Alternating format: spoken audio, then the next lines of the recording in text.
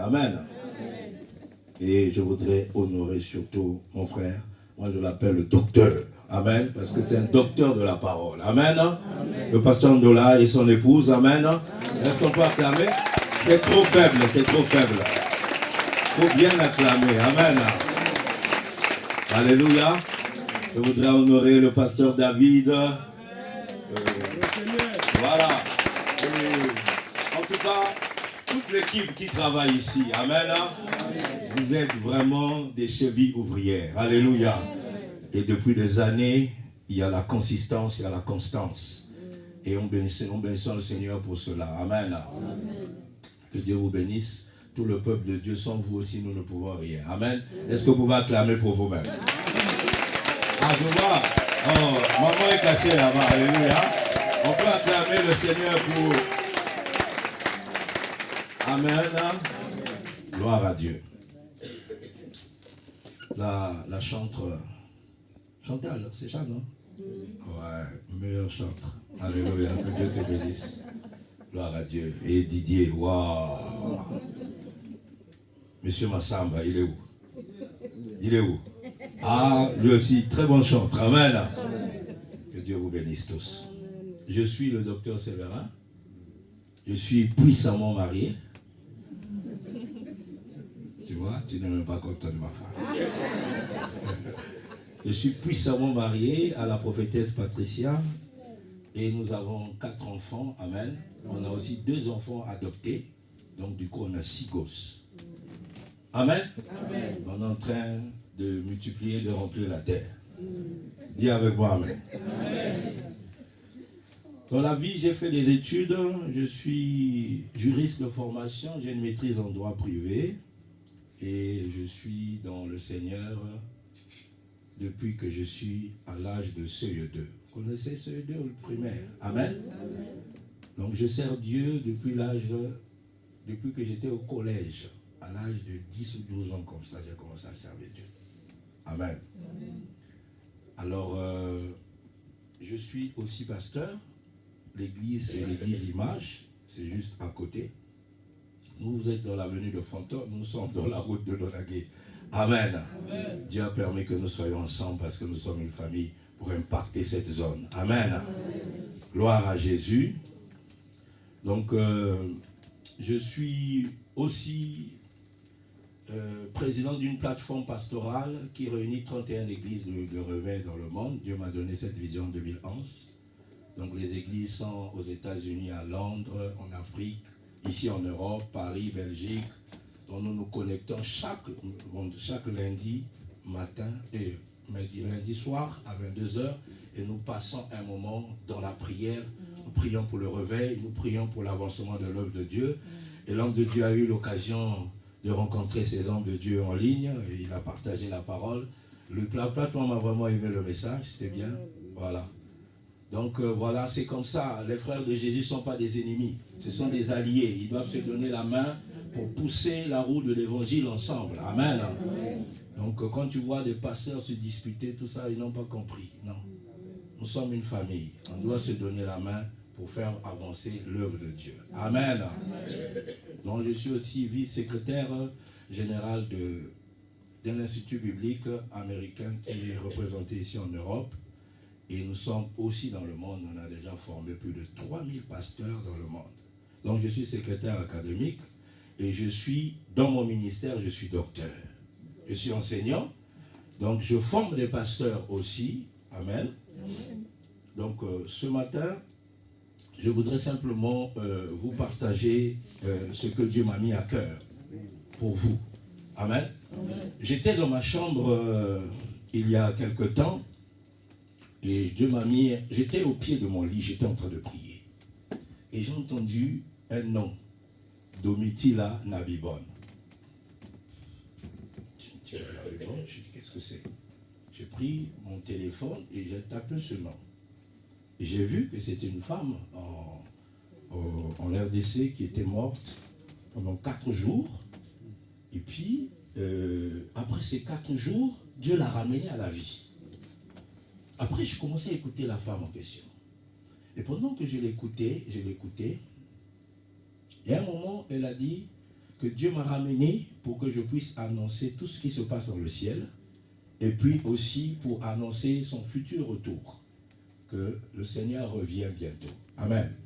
Pendant qu'elle disait ça, tout d'un coup, l'image et le son dans le téléphone s'est figé. Vous voyez, à YouTube, quand tu écoutes, ça passe, non? Pour moi, là, ça ne passait plus. Ça s'est bloqué. Le retour du Seigneur. Là, il dit, mon retour, mon retour, mon retour, mon retour, mon retour. Et donc, c'est tout ce que j'entendais dans mon oreille maintenant. Et tout d'un coup, mon bras droit s'est levé comme ça. Et il a pointé l'oreille sur il a pointé le doigt là sur mon oreille. Et je ne contrôlais plus mon bras. Et ça faisait ça. Je dis, qu'est-ce qui se passe? Et mon bras était en train de toucher. En fait, le Saint-Esprit était en train de me dire que mon peuple, est-ce que tu écoutes? Est-ce que tu écoutes? Et tu entends ce que la servante est en train de te dire? Est-ce que tu entends? Il m'a dit, annonce à mon peuple d'être prêt. Annonce à mon peuple d'être prêt. Annonce à mon peuple d'être prêt. Arrête tes enseignements, tes connaissances théologiques, doctrinales. Annonce à mon peuple d'être prêt. Je me suis repenti au bord de mon lit. Je commençais à pleurer. Je dis au Seigneur, j'annoncerai à ton peuple d'être prêt. Alors je suis allé à Kinshasa. Et quand je suis arrivé à Kinshasa, au mariage où je suis parti invité, la personne qui se mariait m'invite à l'hôtel du Fleuve. J'étais à l'hôtel avec lui pendant qu'on mangeait. Et je lui explique, regarde ce que j'ai vécu dans ma chambre. C'est un homme de Dieu. Il a dit, quoi? Il dit, maman Domitila. Oh, mais je la connais. Ah bon, vous la connaissez? Il me dit, oui, je la connais. Il m'a dit, je prends son numéro, je l'appelle. Incroyable. Elle prend, elle le dit. Alors que moi, je voulais rencontrer cette femme pour qu'elle prie pour moi afin que je rentre vraiment dans cette dimension, puisque Dieu m'a conduit vers elle. Vous voyez? Ce n'est pas de moi-même. Je ne la connais pas. Alors, voilà comment je vais assister à un mariage et la personne qui est là-bas connaît personnellement parce que cette femme a prié pour elle, pour lui. C'est-à-dire, Dieu fait les choses de façon incroyable. J'arrive, il trouve. J'appelle, on appelle et on a directement sa fille. Elle s'appelle Mahombi. C'est l'unique fille qu'elle a. Et cette fille Mahombi, ça veut dire quelque chose. Ça veut dire quoi? La prière, voilà. Donc cette fille-là, elle me dit, pendant que j'étais en train de lui expliquer ce qui m'est arrivé dans la chambre, elle a commencé à pleurer. Il m'a dit quoi? Il m'a dit, j'ai peur. Pourquoi? Il m'a dit, tu as vécu la même chose que moi. Dieu m'a dit la même chose, de faire la même chose que toi. Donc, normalement au mois de juin, je dois aller parce qu'elle était à Goma. Donc elle est rentrée au mois de mai là. Je dois aller à Ottawa, là où elle se trouve en ce moment. Pour que je prie avec elle parce qu'elle est en train de prendre de l'âge. Il faut qu'elle prie pour moi. Et puis je vais rentrer véritablement dans ce ministère parce que Dieu veut faire comprendre à son peuple que nous sommes des pèlerins sur la terre. Nous sommes là pour un temps. Et le temps est arrivé. Le temps est plus que jamais arrivé. Mon frère, ma soeur, ne jouons plus. Soyons véritablement des vrais chrétiens pour que nous puissions rencontrer le véritable Dieu. Amen. Amen. Je ne mérite rien. Ce n'est qu'une grâce que Dieu m'a faite en le faisant. Alors, voilà pourquoi je viens vous annoncer ce message de la part de Dieu. Ça va, mon message va s'articuler sur 4 points. Je l'ai intitulé ce matin « Les 3 appels majeurs de Dieu ». Les 3 appels majeurs de Dieu.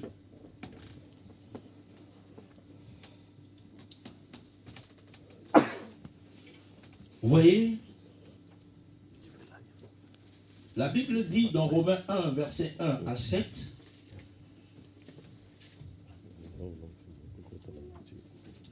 Romains 1, verset 1 à 7, il dit « Paul, serviteur de Jésus-Christ, appelé à être apôtre, mis à part pour annoncer l'évangile de Dieu. » Alléluia. Qui avait été promis de la part de Dieu par ses prophètes dans les Saintes Écritures. Il dit qu'il concerne son fils né de la postérité de David selon la chair, et qui a déclaré avec puissance selon l'esprit de sainteté par sa résurrection d'entre les morts, Jésus-Christ notre Seigneur, par qui nous avons reçu l'apostolat pour amener en son nom à l'obéissance de la foi tous les païens, par lesquels vous aussi vous avez été appelés, continue par Jésus-Christ, à tous ceux qui sont à Rome, bien-aimés de Dieu, on dit encore appelés à être saints, et que la grâce et la paix vous soient données de la part de notre Dieu, notre Père, et du Seigneur Jésus-Christ. Amen. Amen.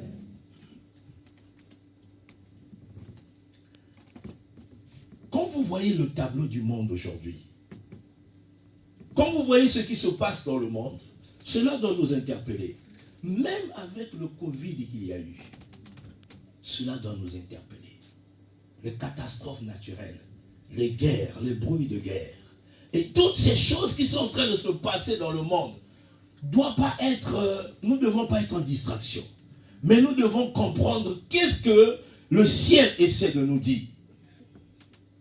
Parce que les chrétiens sont comme des fils d'Issachar. Issachar était un sage des temps. Il savait discerner les temps dans lesquels nous sommes. Nous ne sommes pas dans les temps de la distraction. Nous sommes dans le temps où le peuple doit être connecté à Christ. Donc vous allez voir que dans ce thème, 3 fois le mot appelé a été prononcé. Le premier appel que Dieu lance dans ces temps de la fin, c'est l'appel à la repentance. Alléluia. L'appel à la repentance. Dans Actes 17, verset 30, la Bible dit, Dieu, sans tenir compte des temps d'ignorance, il annonce à tous les chrétiens, à tous les hommes dans le monde, qu'ils aient à se repentir. Alléluia. La repentance, c'est le moment où toi, tu reviens à ton Dieu. Tu as beaucoup marché comme tu voulais. Tu faisais les choses qui passaient par ta tête. Mais quand Dieu commence à te demander à te repentir, c'est-à-dire que tu dois véritablement revenir à lui. Amen. Et que tu abandonnes tout ce que tu faisais avant. Parce que son retour est imminent. Quand le retour du Dieu est imminent, quand Dieu commence à venir, vous allez remarquer, le premier message, c'est l'esprit d'Élie qui arrive. Vous n'avez pas remarqué? Avant que Jésus vienne, la Bible dit que l'esprit d'Élie a saisi Jean-Baptiste. Et il disait quoi? Repentez-vous. Avant que Dieu vienne, il dit d'abord de repentir. Ça veut dire quoi? La repentance va préparer l'arrivée du Seigneur. Dans ta vie, dans tes projets, dans tous les domaines de ta vie. Et dans l'église. Quand l'église commence à prêcher la repentance, dans les doctrines de base de la vie chrétienne, dans les doctrines de base de la vie chrétienne, vous savez quel est le texte des doctrines de base de la vie chrétienne? Vous le savez? Un chrétien doit savoir ce texte-là. Pourquoi vous ne le savez pas? Hein? Les doctrines de base. Il y a un texte de la Bible qui énumère toutes les doctrines de base de la vie chrétienne. C'est lequel? Hein? Non! Tout chrétien doit connaître ce texte. Alléluia. Ah oui. Tout chrétien doit connaître ce texte de la Bible. Alors aujourd'hui, je vous pardonne. Alors maintenant, vous allez le connaître. C'est Hébreux 6. Hébreux 6, verset 1 jusqu'au verset 3. C'est là que sont énumérées les doctrines de base de la vie chrétienne. Alléluia. On parle de la repentance, le renoncement aux œuvres mortes. On parle de la doctrine de la foi. On parle, voilà, tu vois, les éléments fondamentaux de renoncement aux œuvres mortes. C'est ça qu'on parle de la repentance. Et ensuite, voilà, de la foi en Dieu. Amen. De la doctrine des baptêmes, les 10 positions de main, résurrection. Amen. Ça, vous avez là les doctrines de base de la vie chrétienne. Alléluia. Mais ce n'est pas ça le sujet. Mais on parle de la repentance. Ça fait partie des doctrines de base de la vie chrétienne. Alléluia. Donc, lorsque tu commences à rentrer dans la repentance, c'est ce que Dieu est en train de demander. Avant que Jésus ne vienne, vous allez voir au temps de Jean-Baptiste, c'était pareil. Il est venu avec le message de la repentance. La repentance vient du mot grec metanoia qui veut dire changement de mentalité. Alléluia. Tu tournes le dos au péché et tu te tournes véritablement vers Dieu. Tu te sépares de tout ce qui ne glorifie pas Dieu. Quand Dieu veut agir, il commence toujours par te séparer de tout ce qui ne glorifie pas Dieu. Alléluia. Quand Dieu voulait agir au temps de Noé, il a séparé Noé. Il a séparé Noé du monde en le mettant dans l'arche. Alléluia. Et ensuite, le jugement est arrivé. La même chose au temps d'Abraham. Dans Genèse 12, verset 1 jusqu'au verset 2, la Bible dit, Dieu a dit à Abraham, sépare-toi. Éloigne-toi. Sépare-toi de la maison de ton père. Sépare-toi de ta patrie. Là où il y a l'idolâtrie, là où il y a la magie, là où il y a la sorcellerie. Tu ne peux pas avancer avec Dieu si ces choses-là sont en train d'embêter ta vie encore. J'ai été sidéré. J'étais dans un entretien pour la prière d'une sœur. Elle m'a dit que mon père, une sœur qui vient à l'église, elle m'a dit que mon père m'avait donné une pièce de 5 francs. Et il m'avait dit de ne jamais se séparer de cette pièce. Je dois toujours l'avoir dans mon sac. Qu'est-ce que tu portes encore avec toi, maman? Un enfant de Dieu se sépare de tout ce qui est de la famille, de tout ce qui est des coutumes, de tout ce qui est des traditions, de tout ce qui est démoniaque, satanique. C'est ça qui a limité nos familles. C'est ça qui a limité nos parents. C'est ça qui a limité nos pays. Alléluia. Tu dois être un citoyen du royaume de Dieu. Le Seigneur, tu ne peux pas venir à l'église et avoir quelque chose autour de toi. Tu ne peux pas venir à l'église et avoir quelque chose que tu gardes de la famille à la maison. Ou tu as Christ, ou tu as Bélial. Alléluia. Alors si tu as Christ, tu dois te séparer de toutes ces choses-là. Parce que Dieu a un plan pour ta vie.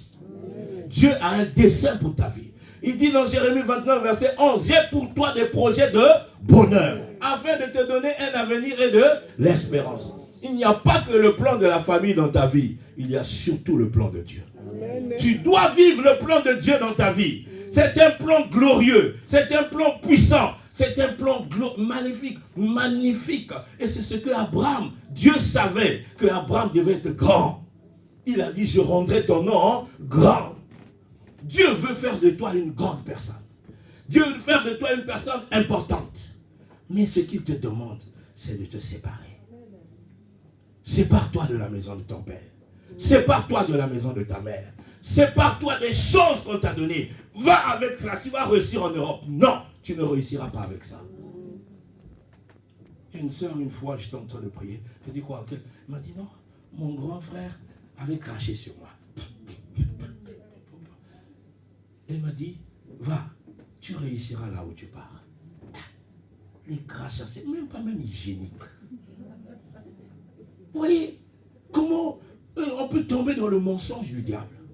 Elle est là, tout le temps des problèmes, tout le temps des problèmes. Je dis, oh, mais finalement les crachats t'ont pas fait se réussir. Et on a prié, on a commencé à prier pour briser ses influences. Et finalement, Dieu a restauré sa vie. Aujourd'hui, elle gagne bien sa vie. Vous voyez, le diable, c'est un menteur. Il y a une sœur de Douala, Cameroun. Elle avait des sérieux problèmes. Son mari est parti. Sa femme plutôt son travail est parti. Tout ce qui était autour d'elle commençait. Alors, elle dit, elle cherchait un pasteur. Je cherche un pasteur pour prier pour moi. Parce que ça n'allait pas. Alors, on lui parle de moi. Je viens entretenir un musulman que j'ai gagné à Christ. Je devais faire ses cours de baptême pour le baptiser. Puis il est arrivé, sa soeur était dans le salon. Puis il a dit, ah, le pasteur là a réussi à convertir cet enfant-là. Ce musulman-là, non. Ça doit être un bon pasteur. Il est venu vers moi, pasteur. Toi, tu es ici, ce gars-là, Tibril là, qui ne priait pas. Il commence à prier à cause de toi. toi tu es un bon pasteur. J'ai ma soeur, est-ce que tu peux m'aider? Parce que je voudrais que tu pries pour elle. Elle est où? Oh, elle est vers Samatan là-bas, vous voyez, dans le Gers. Alors, je lui ai dit, fais-la venir. Elle a appelé. La soeur est venue. Là, on a trouvé un pasteur, le pasteur que tu cherches à longtemps. Pouf! Elle a pris sa voiture jusqu'à Toulouse. Elle est arrivée là où nous étions. J'ai dit, ok, je vais prier pour toi. Elle a commencé à m'expliquer. Mais les choses, tout ce qu'elle vit. Le mari est parti. Je n'ai plus mon travail aussi, j'ai tout perdu.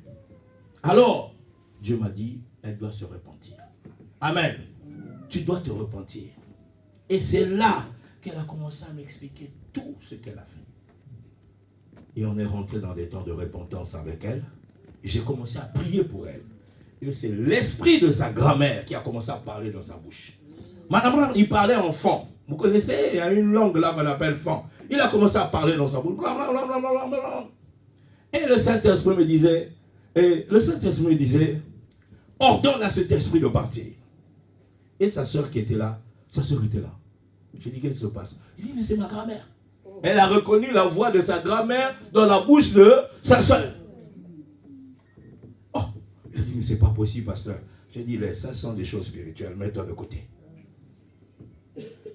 Et elle m'a dit, elle porte le même prénom que sa maman, que la grand-mère. Faites attention au nom que vous donnez aux enfants. Vous allez donner des noms des sorciers, vous ne connaissez même pas l'état d'âme des gens. Vous prenez le nom, vous donnez. Et ils commencent à vivre la vie. Alors, est-ce que le mari va rester avec une vieille? Entre nous. Moi, j'ai épousé une jeune femme. Je n'ai pas épousé une vieille. Pourquoi est-ce que son mari part?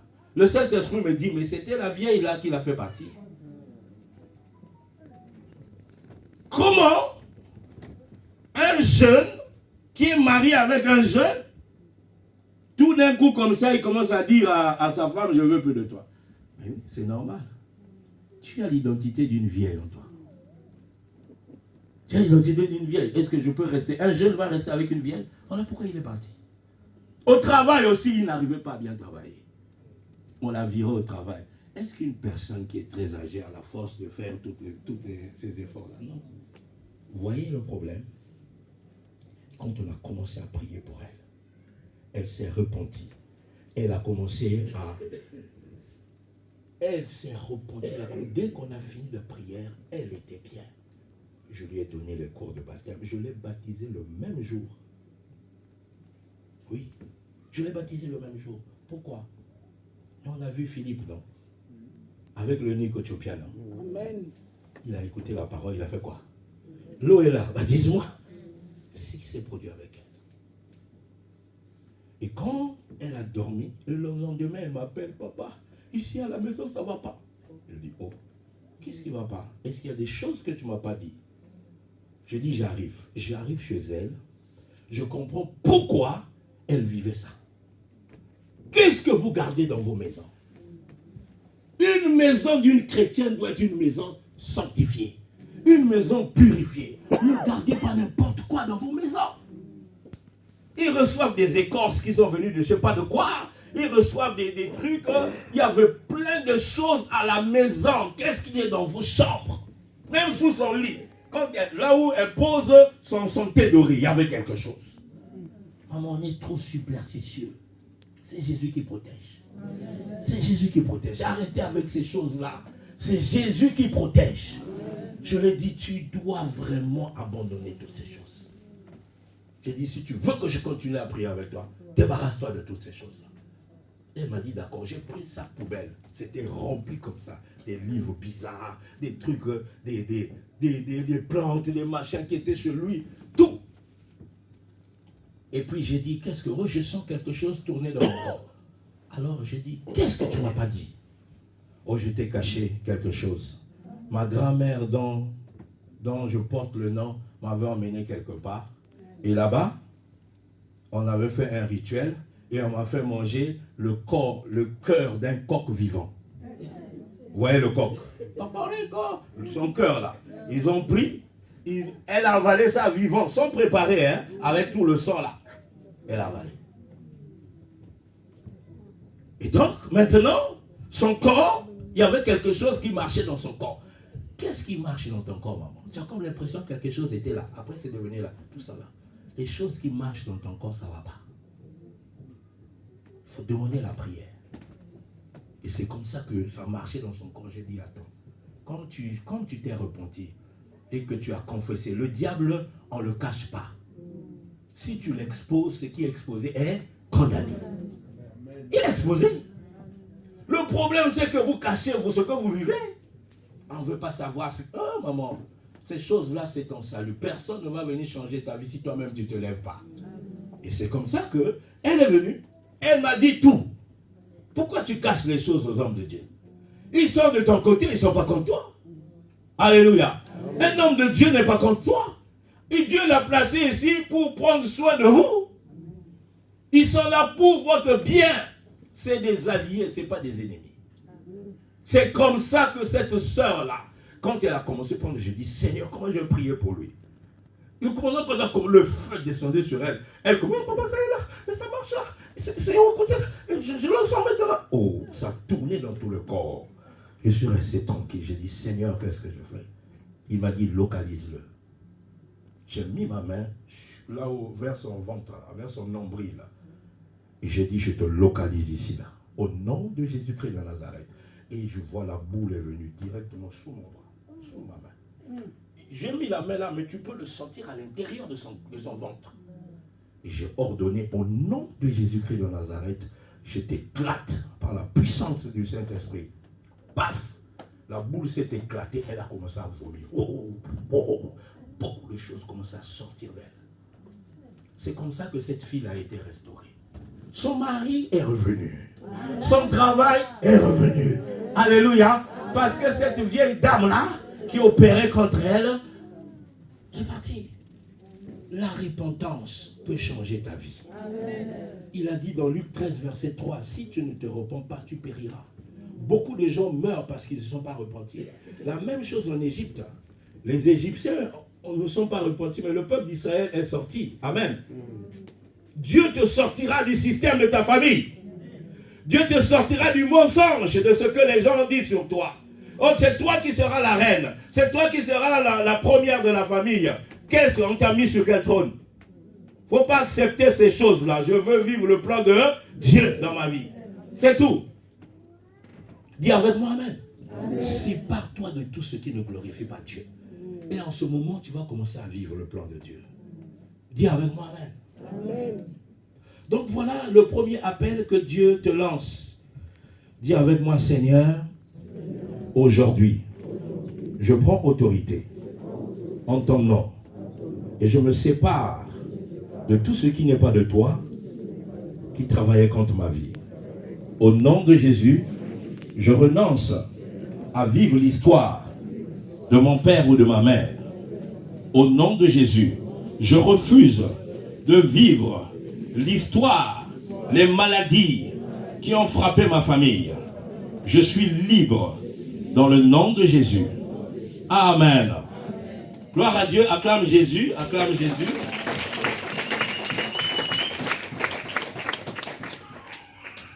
Deuxième appel.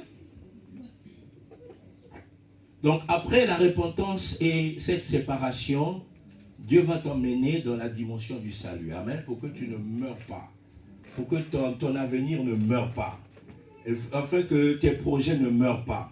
Mais que tu puisses vivre le salut de Dieu. Amen. Amen. Deuxième appel. Ça s'appelle l'appel à la sanctification. Dis avec moi la sanctification. Alors, Dieu, il t'appelle à la sanctification pour que tu vives la gloire de Dieu. Et la Bible dit dans Hébreux 12, 14 que sans la sanctification, nul ne verra le Seigneur. Tu veux voir Dieu dans beaucoup de domaines de ta vie. Dieu te dit sanctifie-toi.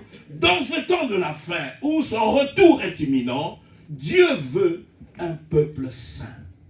Il dit dans 1 Pierre 1, on va le lire. 1 Pierre 1, verset 15 à 16.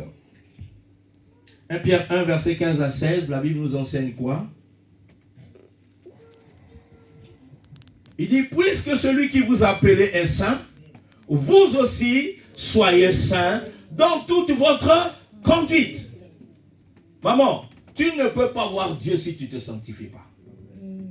Alléluia. Dans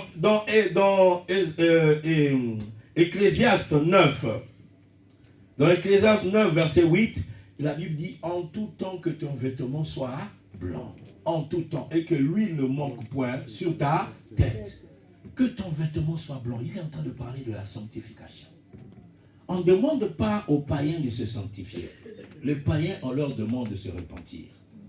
Mais les chrétiens, on leur demande de se sanctifier parce qu'ils sont déjà dans le Seigneur. Amen. Vous devez vous sanctifier. Dis avec moi Amen. Amen. Votre Dieu est saint. Vous aussi, vous devez être saint. Quand on parle de la sanctification, il y a deux volets. Le premier volet, c'est la séparation du péché. C'est-à-dire, Dieu veut que tu t'éloignes de la vie du péché. Et le deuxième volet de la sanctification, ça s'appelle la mise à part.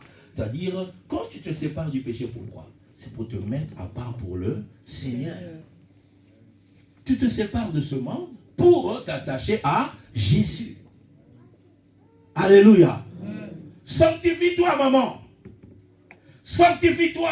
Le Dieu que nous prions est un Dieu saint. Dieu t'a délivré. Dans Colossiens 1, verset 13, il dit, je t'ai délivré du royaume des ténèbres pour t'emmener dans le royaume de Dieu. Et dans le royaume de Dieu, c'est le royaume de la sainteté. Dieu, la Bible dit, il est 3 fois saint. Il est saint, il est saint, il est saint. Personne ne peut aller au ciel si tu ne te sanctifies pas. Qu'est-ce que tu vas aller faire là-bas?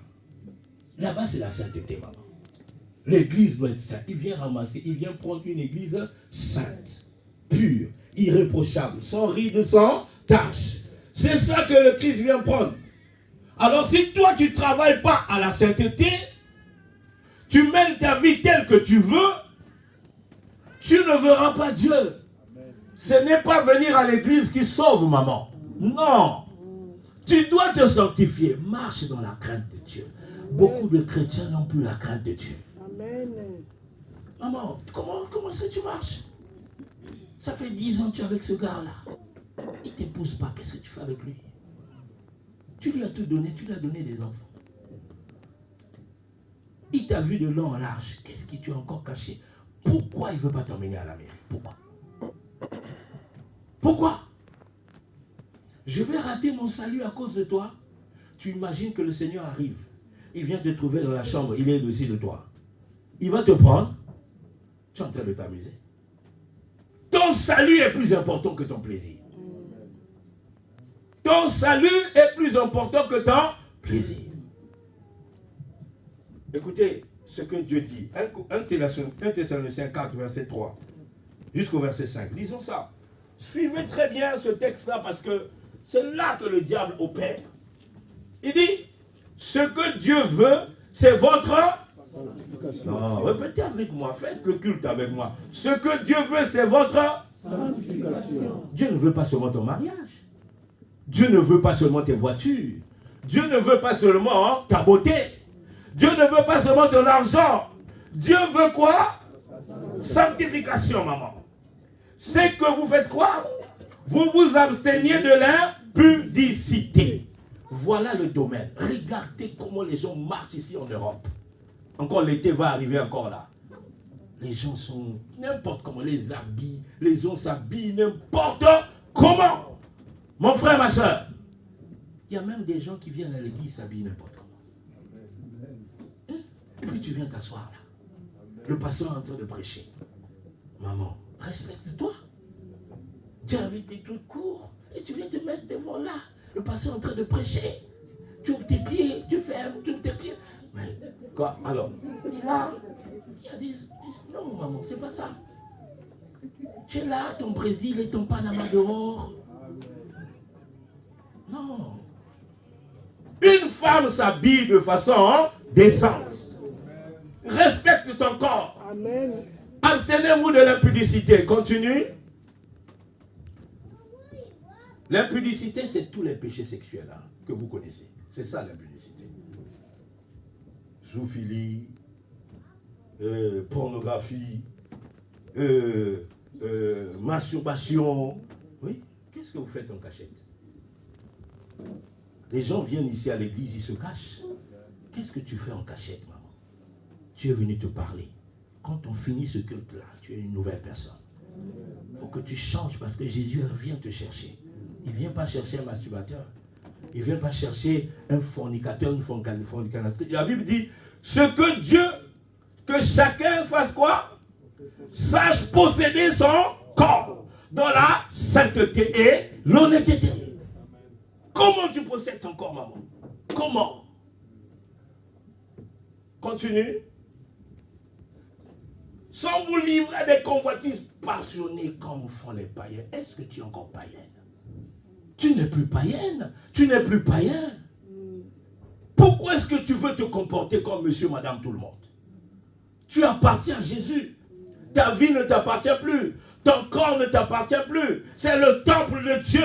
Alléluia. Amen. Et en tant que temple de Dieu, je dois respecter celui qui vit avec moi maintenant. Amen. Si depuis la sorcellerie de ta famille n'a pas réussi à t'atteindre, à te tuer, parce qu'il y a quelqu'un qui habite avec toi. Amen. Qui te protège, il ne dort ni ne sommeille. Il est tellement grand. 1 Jean 4,4, il dit que celui qui est en toi est plus grand que celui. Mais pourquoi est-ce que tu l'humilies comme ça? Pourquoi tu l'attristes comme ça? En faisant n'importe quoi, maman, avec ton corps. C'est les païens qui se comportent ainsi. Mais toi, tu es une chrétienne. Respecte ton corps qui est le temple de Dieu. Que Dieu t'utilise puissamment. Que Dieu fasse de toi un instrument pour sa gloire. Alors, maman, ferme tes pieds, ferme tes pieds, ferme tes pieds. Ferme quoi? Les pieds. Non, je suis en train de vous parler de la part de Dieu. Est-ce que vous êtes avec moi? Amen. Je sais que beaucoup de gens en Europe n'aiment pas ces genres de messages. Parce qu'ils aiment voir. Tu es prospère. Ah. Non, maman. Dieu m'a dit, prépare mon église à mon retour. Je suis en train de te dire des choses qui peuvent te faire rater le ciel. C'est un mensonge du diable quand on te dit que tu es déjà sauvé. C'est un mensonge. La Bible dit dans Philippiens 2, verset 14, il dit, travaille à ton salut avec crainte et tremblement. Tu entends? Le salut, ça se travaille, maman. Les gens qui viennent vous enseigner, tu es déjà sauvé, maman, c'est fini, fais ce que tu veux. C'est un mensonge du diable. Tu vas être surpris. Parce que ce n'est pas ceux qui me disent Seigneur, Seigneur, qui rentreront dans mon royaume. Mais c'est ceux qui ont décidé de faire la volonté de Dieu. Amen. Vous êtes avec moi? Amen. Alors, marchez dans la crainte de Dieu. Respectez-vous, sanctifiez-vous. Ayez la crainte de Dieu. Tu ne peux pas monter sur la chair ici et puis faire n'importe quoi dans la rue. Amen. Maman, papa, respectez, que les gens ici respectent la chair. Parce que la chair est sacrée. Le diable attaque beaucoup les gens qui montent sur la chair. Vous qui montez sur la chair, je ne vous connais pas tous. Mais sachez que le diable, vous êtes la cible de l'ennemi. Le pasteur est la cible de la sirène des eaux. Beaucoup de gens vont chercher à le faire tomber. Mais si vous le soutenez dans la prière, si vous-même vous priez, vous allez voir, vous montez ici, quelque chose va se communiquer au peuple de Dieu. Parce qu'on ne donne que ce qu'on a. Qu'est-ce que tu vas venir donner au peuple? Tu as couché avec l'homme ou avec la femme hier et tu viens monter sur la chair ici. Ayez crainte. On ne se moque pas de Dieu. Alléluia. La crainte de Dieu. Dis avec moi la crainte de Dieu. Sanctifie-toi, maman, et tu vivras la gloire de Dieu. Allons-y dans le troisième. C'est le quatrième point? Troisième point. Vous êtes sûr? Le premier point, pour moi, c'était l'heure est grave. Amen. Le premier point, c'était l'heure est grave pour vous annoncer. Oui. Allons-y, l'heure est grave. Matthieu 24, verset 44. L'heure est grave, c'est le message que j'ai reçu de maman Domiti, là. Amen. Matthieu 24, verset 44. Et 1 Pierre 4, verset 7. Amen. Alors, il dit, c'est pourquoi vous aussi tenez-vous prêts. Car le Fils de l'homme viendra à l'heure, vous n'y penserez pas. Amen. L'heure est, dis avec moi, l'heure est grave. Ce n'est pas l'heure de s'amuser, maman. Sortez de la distraction. Amen. Sortez de la distraction. L'heure est grave. Alors, 1 Pierre 4, verset 7, écoutez ce qu'il dit. La Bible dit, la fin de toute chose est comment? Et qu'est-ce qu'il nous demande? Soyez donc sages. Soyez sages, maman. Soyez sages. Soyez sages. Arrêtez de vivre comme des insensés, comme des gens, comment on appelle ça, hein? Non, je ne sais pas comment. Non, maman, soyez sage, sois posé, sois posé. Tu es une chrétienne, tu es un chrétien. Alléluia. Dieu te dit, sois sage. Ce qu'il te dit, reviens au Seigneur. Sanctifie-toi. Alléluia. Et aie la crainte de Dieu. Développe ta vie de prière. Il dit, va à quoi? À la prière. Il n'a pas dit, va à ton travail, va à tes activités. Il dit, va à la prière. Nous sommes dans le temps où des hommes et des femmes de prière doivent s'élever. Amen. Alléluia. Amen. Il faut beaucoup prier, maman. Il faut beaucoup prier. Dieu attend que tu sois une femme de prière. Alléluia. Le dernier point, c'est l'appel au ministère. Amen. L'appel au ministère ou l'appel au service. L'appel au ministère ou l'appel au service. C'est pour te distinguer. Amen. La Bible dit dans Malachie 3, verset 18, il dit, vous verrez désormais la différence entre ceux qui me servent, vous verrez de nouveau la différence entre le juste et le méchant, entre celui qui sert Dieu et celui qui ne le sert pas. Amen. Quand maintenant tu t'es repenti, tu es véritablement revenu au Seigneur, tu as abandonné certaines choses que tu fais en cachette là, tu commences à marcher dans la crainte de Dieu. Le Seigneur te dit, sanctifie-toi. Parce que dans le royaume où toi et moi nous allons partir, dans le royaume où Christ nous a déjà établis sur la terre, dans ce royaume, on marche dans la sainteté, on marche dans la pureté pour voir la main de Dieu. Alléluia. Pour voir Dieu agir dans ta vie, tu dois te sanctifier, avoir la crainte de Dieu. Et une fois que tu te sanctifies, la Bible dit, si tu te conserves pur, tu seras un vase utile. Amen. 1 Timothée 2, il dit que tu seras un vase utile. Alors, le vase utile, c'est ce vase qui se sanctifie. Après, Dieu va l'utiliser pour le servir. Amen. Pourquoi est-ce que tu ne veux pas servir Dieu? Chaque fois qu'on te dit, toujours, ah non, moi je ne veux pas avoir des problèmes. Moi je préfère venir seulement prier et puis partir. Moi je ne veux pas avoir des problèmes dans l'église. Chaque fois tu restes là, se mélanger avec les gens, après ça va créer des problèmes. Ma soeur, le problème ce n'est pas l'église, le problème c'est toi. Amen. Le problème, ce n'est pas l'église, le problème, c'est toi. Parce qu'une église est une famille. Une église est un troupeau.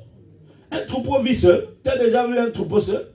Le troupeau, c'est beaucoup de gens qui marchent ensemble devant, avec le pasteur devant. Le pasteur est devant et le troupeau derrière, qui suit le bon berger. Amen. La Bible dans Matthieu, dans Psaume 23, l'Éternel est mon berger. Il nous conduit vers des verts pâturages. Amen. Le berger n'est pas au-dessus des fidèles. Le berger n'est pas au-dessus des fidèles. Parce que s'il se met au-dessus d'eux, il va les écraser. Ça aussi, ce sont des règles de leadership. Le berger est devant. Amen. Vous voyez, ça, c'est devant. Au-dessus, c'est ça. Plus personne ne peut parler. Tout le monde. Vous voyez? C'est pas ça le rôle du berger. Il se met devant. Il ferait la route. Et tout le monde le suit derrière. Il dirige vers... C'est lui qui dirige. Celui qui dirige. Beaucoup de pasteurs ont commis l'erreur d'étouffer, d'écraser le peuple. C'est une grave erreur. Le peuple, on le conduit, on le dirige, on l'influence positivement. C'est ça le véritable leadership. Alléluia. C'est ça le véritable leadership. Parce que ce peuple que tu conduis là sera une grande bénédiction pour toi. L'essentiel que tu les influences bien. Tu les emmènes vers les verts Pâturage. Tant que l'herbe est verte, les brebis seront là. Si on ne mène pas dans les eaux troubles, bizarre. Parce que dans les eaux troubles, souvent se cachent les crocodiles. Tu es avec moi? Amen. Voilà pourquoi la Bible dit dans Jérémie 3, verset 15, je vous donnerai des bons pasteurs et qui vous paîtront de façon formidable pour que vous soyez des hommes et des femmes dans la dimension où Dieu vous attend. Amen. Amen. Il est là. Jérémie 3, verset 15, il dit, je vous donnerai quoi? Des bons bergers. Ils feront quoi? Amen. C'est une bénédiction quand vous avez un bon berger. Je vous dis la vérité. Priez pour eux. Quand vous avez les bons bergers, priez pour eux. Amen. Parce que ce sont des hommes selon le cœur de Dieu. Alléluia. Ils vous paîtront dans l'intelligence et avec sagesse. Pas avec domination. Avec sagesse. Tu es avec moi? Amen. Ou tu es déjà rentré? Amen. Amen. Amen. Voilà. Dieu te demande de le servir. Pourquoi? Exode 23, verset 25. Il dit, tu me serviras. Il fait un deal avec toi. Tu me sers, je bénis ton pain, je bénis ton eau, et je t'éloigne de toutes les maladies. C'est pas formidable? Amen. Je sers Dieu, je fais ma part, et Dieu aussi fait sa part. Et toi, tu es là toujours en train de donner les raisons. Dieu a fait beaucoup de choses dans ta vie. Pourquoi tu ne veux pas le servir? Amen. Il est temps aussi que toi aussi tu fasses quelque chose pour lui. Dis avec moi Amen. Amen. Mets-toi au service de Dieu. Il dit, il va te bénir. Amen. Ton pain et ton eau, il va le bénir. Ça, c'est ta vie de tous les jours, la vie quotidienne, là, le pain quotidien. Il va te nourrir, il va te bénir. Et il dit, il va éloigner la maladie. Tout le temps, tu es malade. Ah, il y a ça, et il y a ça. Il y a les migraines, tout ça là. Sers Dieu, il y a des maladies qui vont être éloignées de toi. Amen. Oui. Tu sais, moi, depuis quand je suis allé à l'hôpital, 93. C'est la dernière fois que je suis allé voir vraiment tout ça là, qu'on puisse me piquer des choses, tout ça là dans le corps. 93, ça fait combien d'années? Même mon médecin traitant là, il est au chômage. Il est au chômage. Moi je suis étonné, les gens vont tout le temps, ah, on a opéré là, on a fait ceci. Maman, tu pries quel Dieu? Il éloignera la maladie de toi. Seigneur, je dois être en bonne santé. Je dois être en bonne santé pour te servir.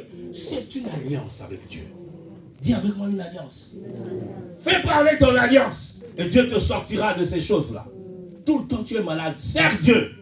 En esprit et en vérité. Il éloignera la maladie de toi. Alléluia. Amen.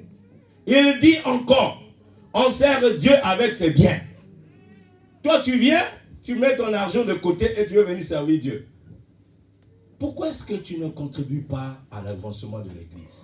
Ton compte à 4 000 € et toi tu viens donner 2 €. Tu te moques de qui? Tu donnes l'argent là au pasteur ou tu viens donner ça à l'église? L'église appartient à qui? Jésus dit dans Matthieu 16, il dit quoi? Je bâtirai mon église. C'est son église. C'est pas notre église. C'est pas l'église du pasteur. C'est l'église du Seigneur. Il dit, je bâtirai mon église. Donc l'église appartient à Christ. Donc quand tu viens donner ici, tu donnes à qui? À Christ. Pourquoi est-ce que tu laisses 4 000 € dans ton compte et tu viens emmener 2 € ici, là? Tu te moques de qui? Non. Il faut savoir donner à Dieu. Alléluia. Il faut savoir donner à Dieu. Une église se lève. Une église accompagne, fait des grandes choses, des campagnes d'évangélisation, des âmes qui sont connues, des extensions qui se font partout à gauche. Parce qu'il y a des hommes et des femmes qui savent s'aimer. Donne à Dieu et Dieu te donnera toujours. Tu seras une intendante des biens de Dieu. Les gens ne vont pas comprendre comment cette femme est toujours bénie. Même parce qu'elle a la main comme ça. Et toi, tu as la main comme ça. Tu ne veux pas donner. Ah, ce qui n'a pas si, on va aller en go. Oh, maman. Non, l'argent que tu donnes à Dieu. Et Dieu te bénira à cause de ça. Dis avec moi Amen. Amen. Voilà pourquoi il te dit dans Proverbe 3, verset 9, sers Dieu avec tes biens et les prémices de tes revenus. Alléluia. Amen. On sert Dieu aussi avec toute sa famille. Toi, tu viens et tu laisses les enfants à la maison. Voilà pourquoi ils sont turbulents comme ça. Alléluia. Josué a dit dans Josué 24, verset 15, il dit, moi et ma maison, nous servirons l'Éternel. Amen. On sert Dieu de tout son cœur, de toute son âme et de toutes ses forces. Ne faut pas donner, tu donnes seulement 10% comme ça dans le service. Non, il faut te donner tout entier. Quand tu veux servir Dieu, donne-toi à fond. Dieu a donné le meilleur à toi. Toi aussi, donne à Dieu ton meilleur. Tu es avec moi?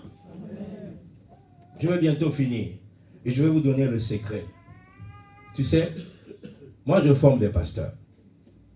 Et je peux vous dire une chose, ce que je dis aux pasteurs. Si vous voulez servir Dieu efficacement, est-ce qu'il y a des gens qui veulent vraiment servir Dieu efficacement? Oh, Dieu vous a fait le reproche que vous ne servez pas assez Dieu. Est-ce que vous voulez vraiment servir Dieu?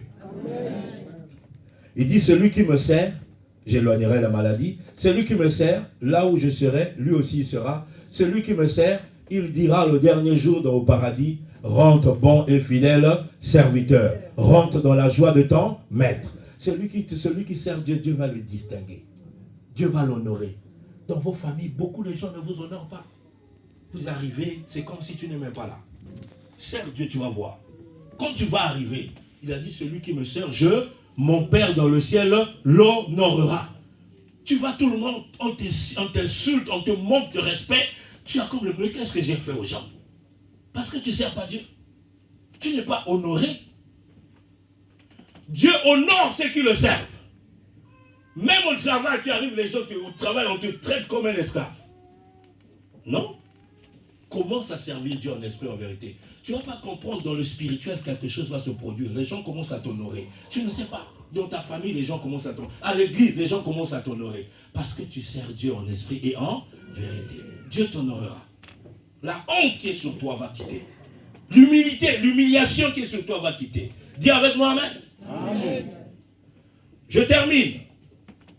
Excusez-moi.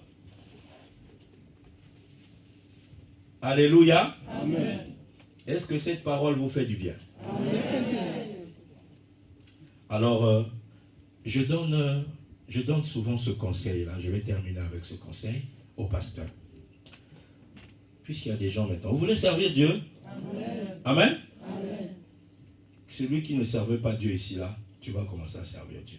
Et tu verras la différence. Amen. Amen. Alors, ce que je dis toujours aux pasteurs, quand on les forme, si vous voulez servir Dieu efficacement, il y a 4 choses que vous devez faire attention. Amen. Vous voulez les savoir? Amen. Tu es servi Dieu, tu dis, tu es comme si tu n'es pas content. Est-ce que tu veux le savoir? Amen. Tout serviteur de Dieu doit savoir, tout servant de Dieu doit savoir la première des choses. C'est les 4 piliers que vous devez poser dans votre vie de prière, dans votre vie de serviteur, de servante. Le premier pilier, c'est la connaissance de la parole de Dieu. Tu ne peux pas servir un Dieu que tu ne connais pas. Méditation. C'est la parole qui bâtit la servante. C'est la parole qui bâtit le serviteur. La parole va t'éclairer. La parole va t'édifier. La parole va te permettre d'être efficace. Tu ne sais pas, tu ne connais pas la parole, tu vas dire quoi aux gens? Médite la parole. Quand on sert Dieu, il faut aimer la parole de Dieu. Amen. Amen. Deuxième chose que je dis au pasteur. Dis avec moi l'onction. Power. Alléluia. J'ai dit, Luc 4, 18, l'Esprit du Seigneur est sur moi parce qu'il m'a oint. Mais tu ne peux pas servir Dieu, tu n'as pas de relation avec Dieu, avec le Saint-Esprit. Et tu ne manifestes pas sa puissance. Vous allez voir les gens à l'église toujours malades. Alléluia. Les gens à l'église toujours des problèmes. Quand la puissance de Dieu est là, les vies sont transformées. Les guérisons se produisent. Les transformations de vie, des témoignages tout le temps. Parce qu'il y a quoi? Power. Qu'est-ce qui a fait sortir cette sœur-là? La Camerounaise dont je vous ai parlé là, qui a tout rétabli dans sa vie. C'est quoi? L'onction. On est venu toucher Jésus, rien que la robe de Jésus. La Bible dit une force est sortie. Luc 10, Acte 10, verset 38. Il dit, vous savez comment Dieu a oint Jésus-Christ de Saint-Esprit et de force. L'onction, c'est ça. Quand on oint, spirituellement, l'onction est composée de ça. Le Saint-Esprit et sa puissance. On ne oint pas avec le pain. On ne oint pas avec la patate. On oint une personne est oint de quoi? Du Saint-Esprit et de sa force, de sa puissance. Quand il dit une force est sortie, moi, j'ai dû parler de l'onction. C'est l'onction qui est sortie. Qui a guéri quoi? Cette femme-là. Jésus, après le jeûne et la prière, revêtu de puissance. Il allait maintenant, au lieu. On ne va pas servir Dieu si tu n'es pas puissant. Tu vas être un chrétien, un serviteur, monsieur, madame, tout le monde. Tu dois rechercher la puissance. Voilà pourquoi il les a mis dans la chambre haute. Attendez là-bas. Et la Bible dit, le Saint-Esprit est descendu. Oh, mais pourtant Jésus avait soufflé sur eux dans Jean 20, verset 22. Il a dit, recevez le Saint-Esprit, mais ce n'est pas fini. Vous avez le Saint-Esprit, oui, mais vous avez aussi besoin de sa puissance. Ce monde est sous la domination du malin. Amen. Il n'y a que la violence et la puissance que le diable comprend. Amen. Sinon, tu vas être un chrétien, monsieur, madame, tout le monde. Tu dois rechercher la puissance de Dieu. Donc Dieu est le tout puissant. Sois pas un chrétien comme tout le monde. Amen. Va rechercher la puissance. Parce que ton Dieu est tout puissant. La Bible dit dans Psaume 68, ton Dieu ordonne que tu sois puissant. Eh, maman, Dieu te donne un ordre et toi tu t'amuses. Le diable ne va pas jouer avec toi.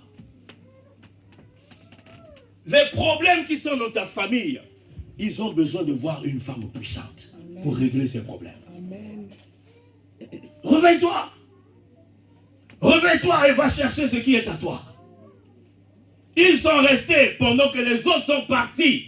Et là, on est fatigué. Ils sont restés dans la prière, dans le jeûne. Et la Bible dit, et tout d'un coup comme ça, un vent est descendu. Le Saint-Esprit est rentré, les a revêtus de puissance. Quand ils sont sortis, je n'ai ni or ni argent. Ce que j'ai, je te le donne. Au nom de Jésus, lève-toi et marche. Tu veux mener quelle vie? Quelle vie de prière que tu veux mener? Quelle vie, quelle chrétienté tu veux amener à Dieu? La chrétienté en light? La chrétienté de monsieur, madame, tout le monde? Dieu ne t'a pas sauvé pour ça. Il veut que tu sois efficace. Amen. Amen. Il veut que tu sois efficace. C'est comme ça que tu apporteras des solutions. Dans ta famille, autour de toi, auprès des gens qui sont perdus. Beaucoup de gens sont dans la dépression dans ce pays. Ils ont besoin de toi. Réveille ta vie spirituelle. Réveille-la. Alléluia. L'onction. Dis avec moi onction. Tu as besoin de toi. Maman, toi qui chantes, tu as besoin de l'onction. Amen. C'est le sur de Dieu sur ton naturel. Pour faire de toi une personne surnaturelle. C'est l'extra de Dieu sur ton ordinarité. Pour faire de toi une personne extraordinaire. Tu peux être là, maman, tu chantes. Hein? Si tu n'as pas d'onction, les gens entendent juste une belle voix. Mais quand l'onction est là, tu chantes, les vies sont impactées. Les cœurs sont restaurés. Des choses se produisent au milieu du peuple de Dieu. Parce que tu es allé chercher ça. L'onction. Soit une chrétienne ointe, soit une chantre ointe, soit un pasteur oint, soit une chrétienne ointe. C'est ça qui va te distinguer. Dis avec moi-même. Jésus a dit à ses disciples, ne bougez pas, vous avez besoin de ça. Sors pas sans ça. Alléluia. Amen. Ce n'est pas par ta force. Zacharie 4, verset 6. Ni par ton intelligence, ni par ta beauté, ni par tes habits. Non. C'est par la puissance du Saint-Esprit. Dis avec moi, amen. Amen. Troisième des choses que je dis, puis il y a 4 choses. Troisième des choses que je dis au pasteur, c'est le caractère de Christ. Dis avec moi le caractère de Christ. Tu ne peux pas servir Dieu avec le caractère de cochon. Tu ne peux pas servir Dieu avec ton caractère de papa et de maman. Tu as besoin de la sagesse. Tu as besoin de l'intelligence. Tu as besoin de la... Il y a beaucoup de choses, le caractère de Christ. Regarde comment tu parles aux gens. Ton caractère est comment, maman? On ne peut pas te parler orgueil. Ton caractère est orgueilleux. Trop d'orgueil. On ne peut pas te parler. Pourquoi, maman? Pourquoi on ne peut pas te parler? Et quand on commence à parler, non, on ne parle pas n'importe quoi. Je ne sais pas voir ton foie dans cette maison. Oh! Faut changer. Dieu veut l'humilité. L'humilité, c'est ça qui précède la gloire. Quand vous rentrez ici, faites-vous des petits enfants. Jésus dit, si tu te fais comme un petit enfant, il a dit le royaume de Dieu ressemble à cela. Tu ne peux pas rentrer ici, moi je suis chef d'entreprise. Moi je suis un tel. Je suis fille de. Mon Dieu, on s'en fout. On s'en fout. Que tu sois fille de tel, chef d'entreprise, patron, tout ça là, c'est ton problème. Quand tu rentres ici, tu deviens enfant de Dieu. Tu te fais petit parce qu'un berger, quand il te parle, il faut écouter. Alléluia. Et faites ce qu'on vous dit. Et vous verrez la gloire de Dieu. Pourquoi on ne peut pas te parler? Tu es trop importante. Dans les départements, c'est comme ça. On ne peut pas te parler. Il faut toujours que tu réagisses. Dieu attend des chrétiens qui sont morts. Alléluia. Tu dois mourir, maman. Tu dois mourir. Pour que Christ vive en toi. Caractère de Christ. Dis avec moi, caractère de Christ. Et enfin, je dis au pasteur, pour servir Dieu efficacement, il faut une véritable vie de jeûne et de prière. Si tu ne pries pas, tu vas perdre tout ce que Dieu te donne. Amen. Amen. Tout ce que Dieu te donne, tu le conserves dans la vie de prière. Même les brebis que vous voyez là dans l'église, si vous ne priez pas assez, vous allez voir les gens partir de temps en temps. Mais qu'est-ce qui se passe? Vous devez prier. Priez. Priez. Priez. C'est le secret de Jésus. Jeûnez quand vous pouvez. Jeûnez et priez. Afin que vous ne tombiez pas dans la tentation. Réveille ta vie de prière, maman. Réveille ta vie de prière. Lève ta main droite. Dis avec moi, Seigneur, j'ai écouté ta parole. Ta parole est la vérité. Aujourd'hui, je prends la décision de changer beaucoup de choses dans ma vie avec toi, dans ma marche avec toi. Donne-moi le goût de la méditation de ta parole. Donne-moi la crainte de ton nom. Aujourd'hui, je me lève contre tous les ennemis de la parole, la distraction, la lourdeur, le sommeil spirituel, l'assoupissement pendant la lecture de la parole. Je renonce à ça. Au nom de Jésus, Seigneur, établis-moi dans une nouvelle grâce ou un mois davantage. Que ton onction descende pour m'accorder ta puissance, ta gloire, ta présence, ton feu. Donne-moi un feu nouveau dans ma marche avec toi. Seigneur, forge mon caractère. Enlève la haine, la jalousie, la colère. Enlève toutes ces choses. L'orgueil. Sois éloigné de moi. Remplis-moi du caractère de Christ. L'humilité, l'obéissance, la crainte de l'Éternel, la haine du péché. Seigneur, forge mon caractère. Aujourd'hui, élève le feu de la prière. Dans ma maison, un autel de prière plus grand que ceux de ma famille, que ceux de mes ennemis. Seigneur, donne-moi le goût du jeûne et le goût de la prière. Aujourd'hui, ma vie spirituelle est réveillée dans la volonté de Dieu. Merci Seigneur. Me voici. Je suis ton serviteur. Je reçois ta grâce et ta bénédiction ce matin. Tu peux compter sur moi, Seigneur. Au nom de Jésus. Amen. Que Dieu vous bénisse.